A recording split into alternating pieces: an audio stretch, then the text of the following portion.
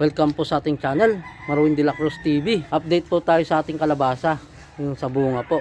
Kung natatandaan nyo po, ayan po yung bunga, malaki na po siya. Yan, success po yung ating ginawa. Ngayon, meron po ulit akong nakita. Ayun po.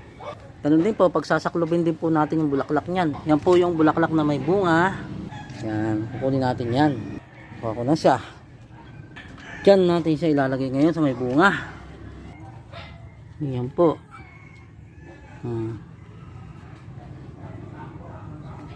Kasi mapagsakto ng sayang kasi pag hindi siya tumama.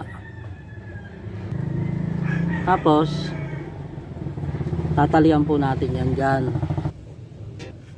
Yun. Ayan na po siya, natalian na po natin.